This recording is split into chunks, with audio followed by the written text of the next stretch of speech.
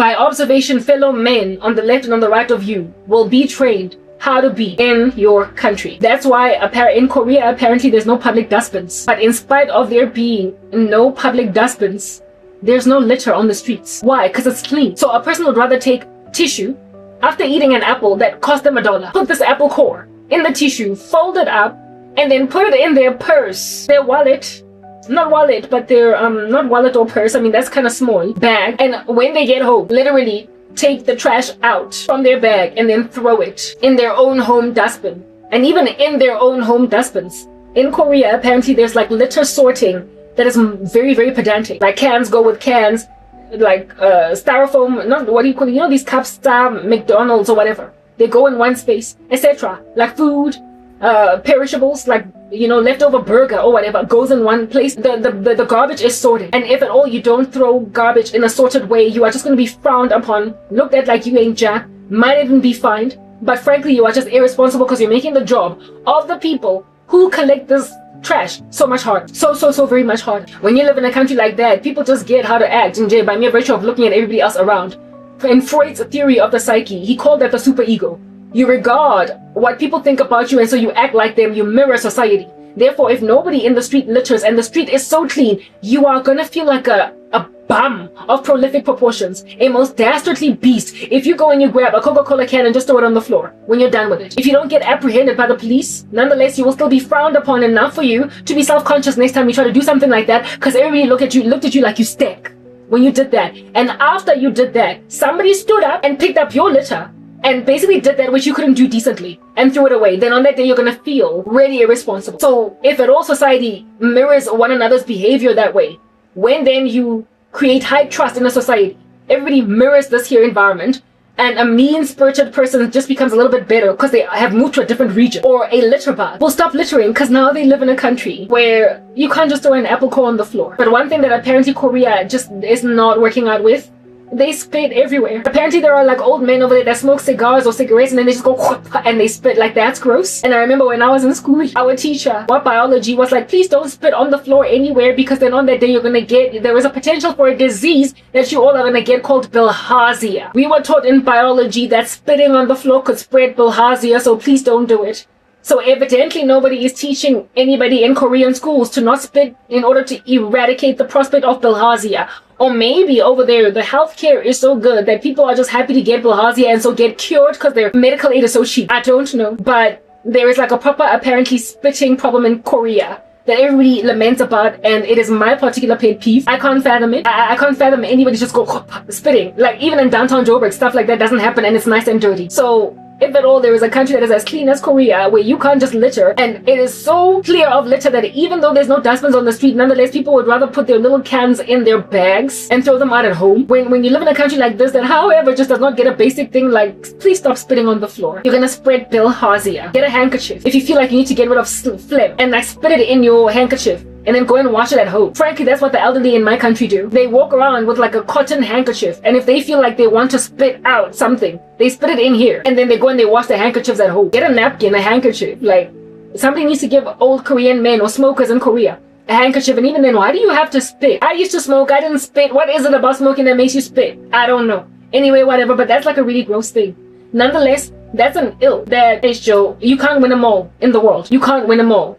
Like Pokemon. But when everything is falling apart, it doesn't matter that in downtown Joburg, you're barely gonna find old men spitting on the floor. It doesn't matter that that's the one thing that they got done for themselves because they got taught in school not to do it because they might get bilharzia. It doesn't matter because, you know, that very downtown Joburg smells of urine.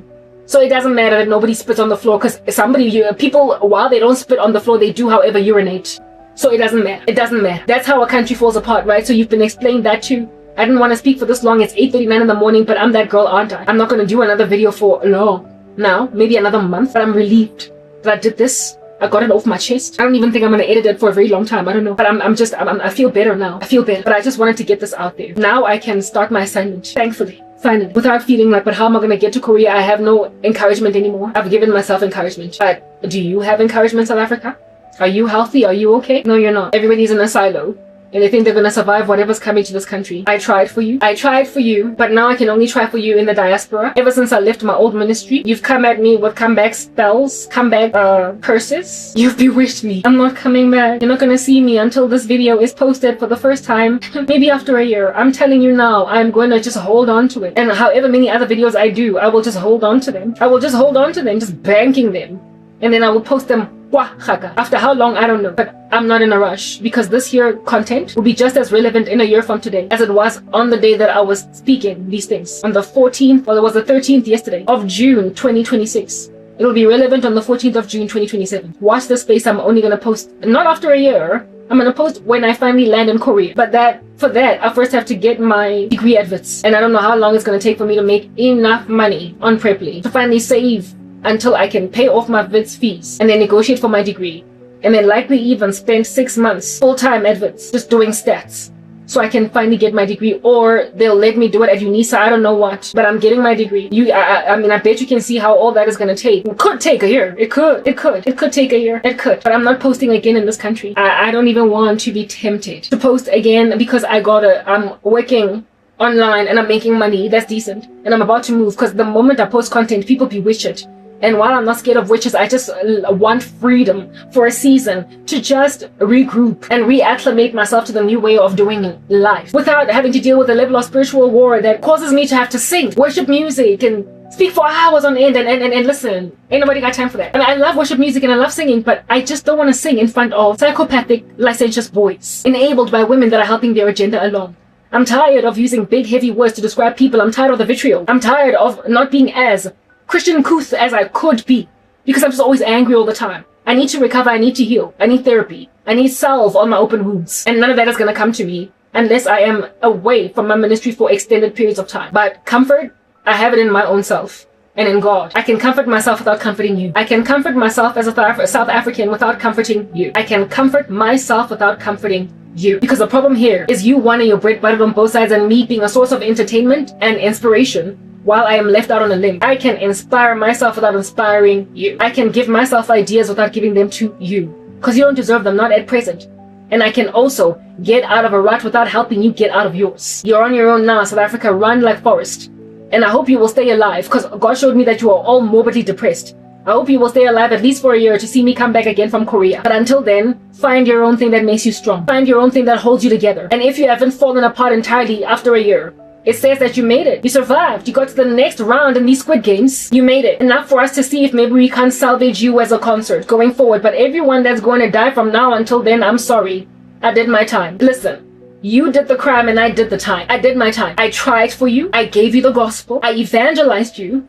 I expanded. I explained. I studied online and I came and I spat what I studied without giving Balhazi that you might be edified. I studied extensive amounts of scripture because I love it, so you don't have to study so extensively, so you can hone in and focus your energies or your attention on just this here subject matter. I did all that research, those lesson plans, and you might come out with a well-rounded understanding of how God works. I did that for you. So because I did that, I feel like I don't need to keep doing it. You were spoon-fed. You were spoiled. You were spoon-fed and spoiled for how long? I was in this dungeon for 11 years going on 12. And back on YouTube, it's been about 6-7 years.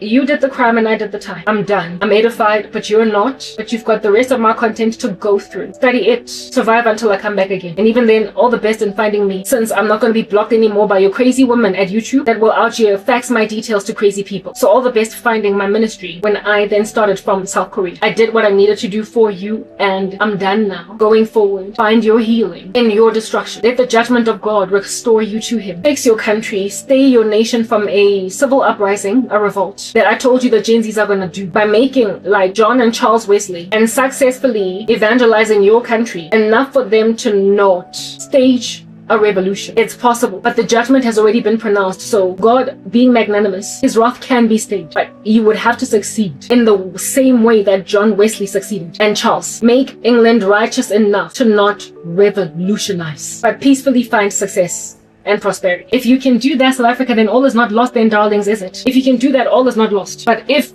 your Gen Z still have to rise up and take the country by force anyway because you keep on keeping them in unemployment after graduating from the ridiculously difficult degrees to get, You brought that onto yourselves, darlings. And I'm sorry that that's what the country's gonna look like, but I'm not yours anymore. I can only give you nuggets. So hold on for another year, right? Because that's when I'm going to finally be able to share this video, these videos, this content. Hold on. But at this rate, given that you're busy like spitting on foreigners, I don't know if you're gonna make it another year. I don't know what this country's gonna look like in a year. I don't know. But while I might not know what the nation is going to look like in a year, I'm still going to be here in a year. So for as long as I'm still here, that's just the way that God works. As long as His children are still here, there is still grace for you. So chances are we won't fall apart entirely in a year, because that's likely how long it's going to take for me to finally leave. But after that, remember I told you, from Korea or wherever I'm going, I might even end up being a digital nomad across Asia, Nje, because I was shown Japan and China. I said that while I'm learning Korean enough to get fluent in it and able even to use their collocations and their colloquial language, that's how much time you have where I'm going to be speaking in particular to you as SA. That's how much time you have. 3 years, a year or two, maybe 6 months, because I've got the upper room experience like in the Acts of the Apostles. How long will it take for me to learn Korean? And Hangul, write it and speak it. How long? The amount of time that it's going to take for me to learn Korean is the amount of time it's going to take for me to become fluent in Korean is the amount of time that you as South Africa have for me to keep on trying with you, but from a different country. Because I can only speak to you, because I can't speak to them. Yet, they don't tend to take very lightly or well or too seriously to people who just cannot speak their language. They won't learn English just to understand the gospel from my vantage point. But if I know Korean, I can transform them. Yes, as a black person, as a foreigner in a distant land, I can transform them, because the prophet tends anyway not to have honor in his own hometown. But I could have honor there, because the name of the Lord brings honor. It's a strong tower. It's Joseph in Egypt. The righteous run to it and they're safe. I am the bandage on their wounds. I am the cure to their cancer. Any servant of God in any country always is. So therefore, if I am not embraced here, but I am embraced there, it's only because y'all waited for me to become fluent in Korean until I could finally get to them. I was always vying for South African youth. It appears there is quite the epidemic of debauchery in Korean youth. Like I told you, they're all very drunk over there. They drink too much. There is a similar culture that which I grew up in. Lots of partying and lots of just free exchange of relationships. They're always just, they get into very hectic relationships fast. They love bomb. And then they break up, they dump each other, they just replenish each other so much in the youth as they're dating really, really hectically. It's like they're into speed dating over there. And when they're speed dating, in that very short time in which they're speed dating, they promise everybody the world. It's a dangerous way to be, because a lot of times why men even would promise women the world is because they just want to sleep with them. There's this one area of Korea where it is that the boys over there are regarded as sex boys. I don't use foul language, but there's a word for it in English that speaks about guys that are just players. All they do is just have one night stands with girls. And that particular region, you go there at your own risk, because you know that if a guy takes you home, he's not going to stay as your boyfriend or whatever. So there's like lots of fornication. Amidst the youth, this dating culture, everybody wants love, but they don't know how to find it in God. And they're just exchanging each other like underway within their dating space. If I can get to them to just stop doing that and see that there is love in Christ, I've won. How am I ever going to get to them if I don't speak Korean? So like I say, I'm gunning for Korean youth because I couldn't get to South African youth. And once I learn Korean, I suspect I will get to them. Once I learn Korean, I suspect I will get to them. They also have a problem with self-image. All of them just want to fit into one mold of beauty, and it just is unrealistic. Also, there's a high suicide rate, and especially the hog ones, these private schools that are just drilling too much into children, and there's a lot of depression over there. And while I'm not there to try and change the private schooling system of Korea, I would never ever try to change anything that the country is doing. Nonetheless, it is possible to live in a very high-paced, fast-paced environment and work in this high-paced, fast-paced environment without feeling exasperated and therefore despondent and full of despair. Because when you work heartily as unto the Lord, look at Joseph in Egypt, God prospers your entire household. So if you can give these kids godliness, even if they are at school for, I can't even fathom it, up till 9 p.m. at night, even like, listen, it's a thing in Korea. Like you go to a school during the day and then after school you go to another school. But it's a lot. And this happens for 12 years. I can't fathom it. It's a lot. And there are some people out just saying, listen, the Korean school system, it grieved me because I just feel like kids need to touch the grass. And I'm like, but you're not Korean and you're not in this culture. You don't have any right to try and change that about them. However, the high suicide rate that they have got, there's only one way to curb that level of despair. If their country is such that they have to be in school from 7 a.m. until 9 at night, I can't fathom it. I can't fathom it. I was in training from 8 until 7:30 for this TEFL thing. And I was just so tired by the time I was done. I can't fathom how a child would be in school for so very many hours. I can't fathom. But it's not for us to fathom, neither try to change. As people coming from outside. It's their culture. And when you try to change it as a foreigner, and also make commentary or statements like, kids need to touch the grass, kids need to play, based on whose model? of how kids must be. Western culture, kids playing in the street, riding bikes, that's your culture. And we will respect it because that's what makes for uniqueness in your culture. But if in another kind of country, their culture is just books, books, books, books, you don't get to dictate what is the proper way to raise children in that society. Freud had his own theories, psychosocial stages of childhood development. But then there was also Piaget. Remember I spoke about Piaget? They all had differing ideas as to what makes for a child's development. But these men were inspired by their own what cultures to come up with these models of what it means to raise a child. So therefore, if a society has come up with their own ways of raising children, we have like, listen, who are we to change that? But what you can give is God. So that if kids are so exasperated from just excessive studying, they will remember who they belong to. And so find peace where? In God. They will learn to take a leg stretch and find rest in their maker. In God who gives energy. It is written in his word that those who wait on the Lord shall renew their strength. They will mount up with wings like eagles. They will run and not grow weary, walk and not faint. So if you're waiting to get from grade 0 to matric in this kind of schooling system that for me is bizarre, but listen, it's not my culture, I'm not going to judge. God will give you strength to wait to get to matric.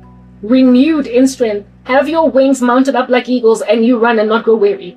If that's how they want to train you, if that's how they want to educate you, if that's how they want to instill discipline in you as a Korean child or an Asian kid in whatever country you come from, if it means you must go to Hogwarts schools for hours after already going to another school earlier on in the day, if this is how the country feels they must raise their kids, you don't rock up from a Western society working in the country and say, but kids need to touch the grass. Your kids are touching the grass. That's how your society has determined is what is healthy for children. But you can't impose it on them. If they survive at this point, they survive at this point. A lot of times, suicide is not because of just being exasperated and drained and competitive culture. It's an entity and it's a spirit of depression that comes about as a result of a lack of joy and a lack of love. Give a child enough of this, or a man, a woman, a grown-up, an adult. Give them God, and they will conquer suicide ideation. Look at me. Look how many hours I've been recording.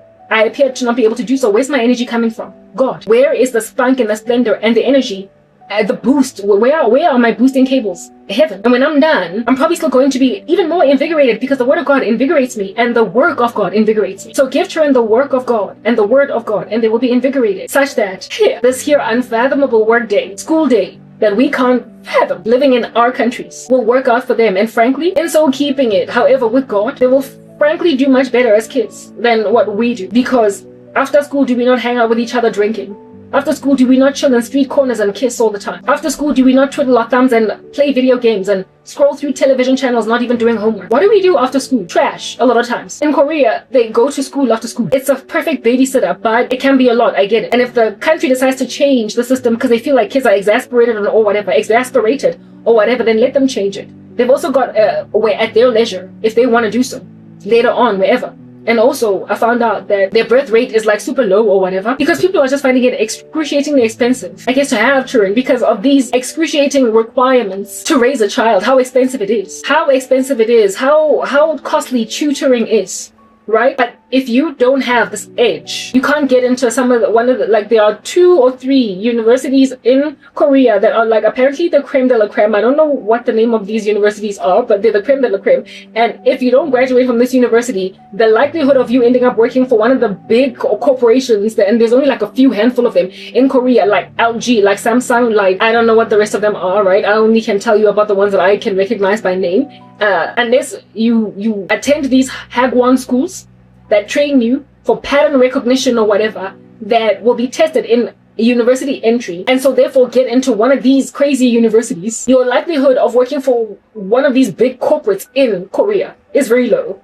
And I'm like, but I mean, the country has got a lot of people. So there must be other industries in the country that can be tapped into, albeit not being a typical corporate path that kids must follow. There must be somewhere else, like let a young Korean open what do they call this, like a cafe, I don't know. You don't have to work at LG or Samsung. You know what I mean? Like, you don't have to. You don't have to follow the grade. So the Hagwon schools are not the only way that a young Korean youth can ever make any kind of decent money. But apparently there are all these inefficiencies in the way that their government operates. But as a person coming from the outside in, if they come to a point where they realize that the structure of the country is the reason why the birth rates are tanking, why their birth rates are crashing, because people are just refusing to have kids because essentially it's like they're set up for failure from birth. How can they be when they live in a first world country that was built in such a short space of time? They can create wealth, they can create income, They just need to be inspired and encouraged to be maybe digital nomads and so succeed in their own capacities without having to work for LG or Samsung or one of these other big corporates. There's a way around everything. There's a way around everything is what I'm getting at. And every Korean youth cannot go to these particular universities. What is it called, like Yonsei or what? They don't have to go there. In the same way that not every student in this country has to go to UCT or WITS. And those who do go there, you're blessed. But listen, some of them are doing perfectly okay with you with a unique degree. Some of them are doing perfectly okay with a Vista degree. Some of them are doing perfectly okay with the lesser universities that are not at the level of UCT or WITS, and they're doing so well today. So the country will ultimately realize these things, but you don't want to cause the country to realize stuff by revolting and being angry. You want them to realize things through peace, like Wesley and Charles achieved that. Therefore, what you do for a country is you pray, if you care for it. And there's nothing that can give care for a nation more by God than for his disciple to be moved to that country. And so while I was looking carefully at North Korea in particular, because we got brethren over there that are writhing, I was not particularly worried about South Korea until God showed me that I'm moving there. And so I started to research some of the stuff about it. And there are some disturbing facts, but I'm not worried, because if God is not worried, why would I be worried? However, if you start to develop love and passion for a nation, you'll pray for it. But if you're a foreigner in that land, if you're an alien in that land, listen, just respect what they're doing and only pray that they will gain God. And in so gaining God, either see it in themselves a need to transform over to a better way of being, or operate with great prosperity in the existing way, because somehow God is going to give it to them to succeed, in spite of how just excruciatingly unfathomable their schooling system is by most of us across the world. We just can't fathom it. But they do it. And yes, there is a high suicide rate over there, but there's also a high suicide rate here in South Africa. People are killing themselves because they don't know God. Stress in school is never a sufficiently haughty enough reason why a teenager would take their own life. People are killing themselves everywhere because of pressure from academia, indeed. But there's never, ever been any country's explanation for why it is that there's been an increase at deaths by suicide at varsities. Workload will always be ridiculous. And frankly, the workload of universities is similar to, indeed, true story, the workload of Korean kids in primary and in high school. It's similar because you enter into varsity and you are in school from 9 in the morning, and sometimes you will leave campus, I'm telling you now, at 10 at night, having spent all your time in the library. And this can happen easily 3 out of 5 days in the week. And you might even find yourself going on campus on Saturday just to get some work out. And the loftier your course, the more you progress in your degree. So basically, when you become either postgraduate or third year or whatever, it gets even worse. When you're writing your thesis, when you're writing a dissertation, like if you're doing master's or PhD, it gets worse. So the hours that these kids are doing in high school are frankly just teaching them early what life really truly is like if you're going to be an academic. Because in university, you're also going to spend the whole day until the sun sets in this university library. And worse yet, you're going to spend the whole day until the sun sets in the university library. And worse yet, when you finally go to your res or back home, because you got picked up or you drove back home, not living on campus, you're not going to sleep. You're still going to burn the midnight oil and study until 2 a.m. and only then you will sleep. That's what university life is like. So the Hagwon lifestyle, if we shall call it that, the Hagwon lifestyle is a university lifestyle. So if you're going to teach children how to do varsity early, I feel like they've already gotten it right in Asia. If they've gotten it right, that's how you prepare kids for varsity. South Africa, are you listening? You don't make them pass matric with 30% and then expect them to pass in first year admits. I wonder what the failure rate or the dropout rate of Korean students is in the universities. All I know is that when I was at WITS first year, one of our lecturers bold-facedly and brazenly said to us, this year, first year class is teeming at the folds, with students even sitting on the staircases. But by the end of the first term, because there were like 4 terms and 2 semesters. By the end of the first term, you will be halved, and every last one of you will have a seat in the lecture hall. By the end of the first semester, there'll be only a quarter of you. By the end of the year, there might be perhaps 80% of that remaining quarter. And out of that quarter, only perhaps half of them are going to get to third year. He flat out told all of us that we might be many, but most of us are going to drop out. So hold on to your rockers. So essentially, South African universities prepare themselves, they brace themselves for a whole chunk of students dropping out. I wonder how much of that is going on in Korean universities. Like the situation, COVID, for instance, was so dire, or is so dire in South African universities. And I already spoke about this in one of my other videos. It is so dire that you would ask yourself, why would you allow admission for so many students to a point where some of them are sitting on the stairs at lectures in first year? That's irresponsible. you're hiring a grander capacity, you're not hiring, sorry, but you are admitting a grander capacity than you can actually cater to in the university. There's not enough. There are too many students per individual lecturer, and there's too many of them to truly successfully succeed, right? To truly successfully prosper, to use the resources of the university, especially library books, when there's so many. But that's just the thing. They're not gonna last. Even past the first term, a lot of them will drop out. They just know this, and so they admit so very many of them, make a whole bunch of money from their registration fees, and get a whole bunch of money from their registration fees, and then let them fall off. Because are they being prepared in our schools to ride out university lifestyle? Are they? No. They're given legroom and leeway to pass matric with 30%. They're given crazy subjects in school, and they're left to qualify for university entry with crazy results that are just as crazy as the pass mark at matric. They know you're going to fail. You haven't been prepared. So I would really love to learn what percentage of students that enter in first year in Korean universities graduate. I wouldn't be surprised if it's a cool 70%. That just does not happen in South Africa. Listen, it makes a massive difference what a nation's policies are to the people on the ground. So yes, kids need to touch grass, but in so touching grass, are most of them starting university and finishing?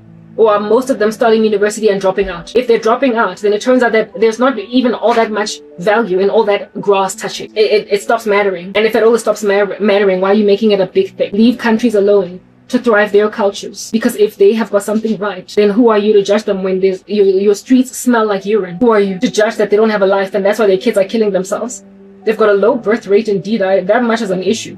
Because of these Hagwon schools, they're expensive. But I mean, a nation at some point is going to wake up and smell the coffee and realize what they need to correct, like make whatever you need to do, but they will find their own solution to the birth issue. And frankly, I just feel as if though God is that solution. If they become godlier, the Lord will give them wisdom, and without feeling pressurized by foreign structures, they'll make their own decisions. Then on that day, look at you succeed to intercede for a nation or whatever as a Christian over there. Yeah, therefore South Africa, or never mind South Africa, but global citizens, look at your nations, look in the mirror, look at the worry in your eye, and recognize just what a slippery slope you are on today. Look at the slippery slope you are on today. And if on the slippery slope you don't want to repent and so re-find your feet, you'll keep losing excellent souls among you, like me. I am an excellent soul. Listen, I will go so far as to give myself those kudos. I am. You will lose us. Even though initially you acted like, oh, we don't care, go. Go. Yeah, you told us to go. I'll go. But who do you have left when I'm gone? So therefore, in sealing this message and finally wrapping up, I gotta be done now. May the odds be truly in your favor, O Hunger Games country. I'm no longer as angry at you as I was, because I've gotten a month to regroup and bring myself back in towards myself and pray. So God has healed me and I'm significantly less angry, but I'm still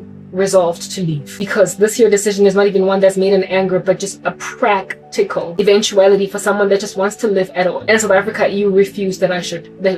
You said no, but I still loved you enough and cared enough for you to teach you a lesson from a different country and to give you nuggets of wisdom from a different country. And I also warned you that I will continue to speak to you for as long as I don't yet know the language of the country that I am in. Well, that gives you time, but we don't know how long, because God might give me an upper room experience and give me tongues of fire, and now all of a sudden I'm just fluent in Korean. We don't know.